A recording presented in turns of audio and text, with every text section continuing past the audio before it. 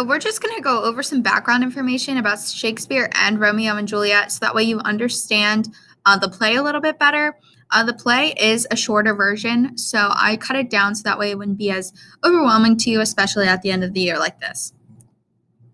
So William Shakespeare, 1564 is whenever he is said to be born, and then he did die in 1616. So there's not a ton of information on William Shakespeare. He was kind of a question mark in history, just because they didn't talk about like a lot of personal information back then. It was mainly just fact-based, that sort of thing. So we can assume that he was wealthy, though, because he did go to school, and only wealthy men went to school back in those days. And he did study Latin and Greek. So we do know that he had taken an interest in grammar and language early on in his life. Then in 1582, he did marry Anne Hathaway.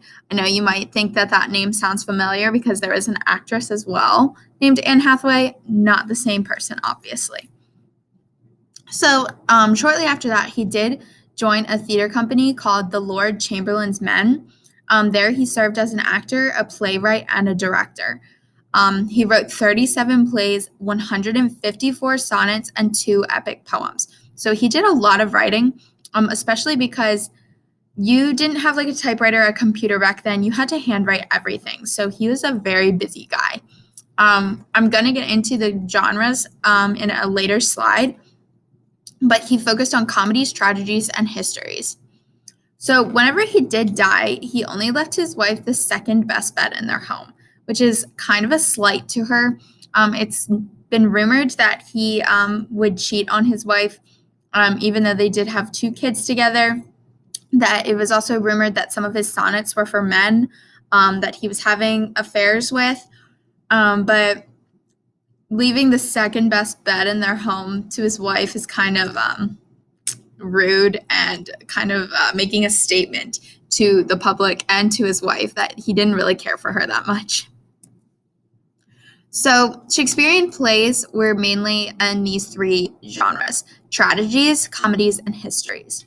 So tragedies were very popular with the audience, mainly in that time period.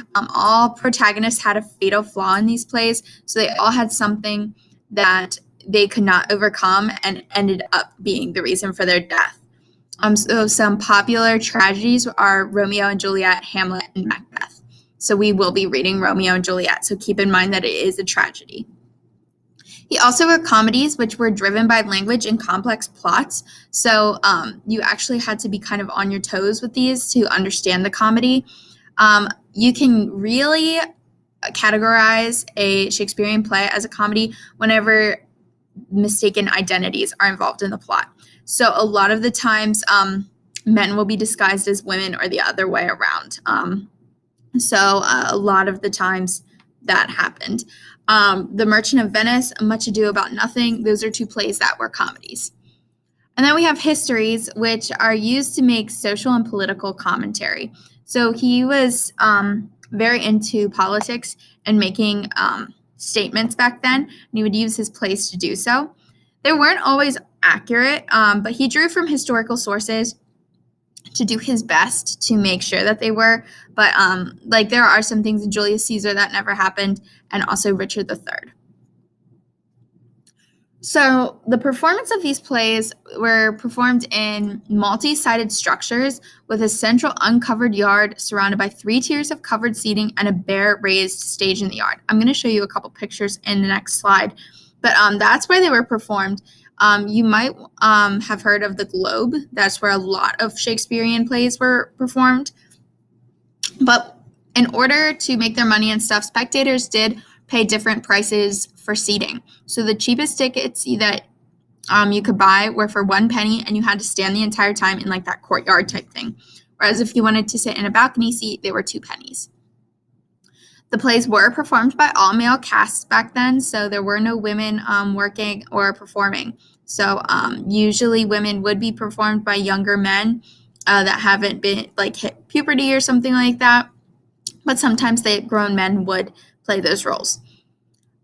Scenery and props were very limited back then, so it was mainly relying on the language to do the do the most for it. So here you can kind of see two pictures that I put on. So the balconies, they were just kind of built up, but this was technically outdoors. There's a little courtyard here where people would pay the 1 penny to stand, and then the performance would be on this. You can also see it here. This was technically outdoor, but they had balconies and stuff for people to sit. So Romeo and Juliet was written in Elizabethan English, so it is difficult to understand. That is part of the reason why I did do an abridged version for you guys, because the language is still a little bit difficult, but you're still being exposed to the language. But it's much easier to understand whenever you cut out some of those long soliloquies and kind of just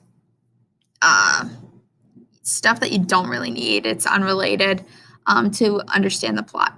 So this was a tragedy written by Shakespeare in 1562. So this is definitely one of his younger plays in his career.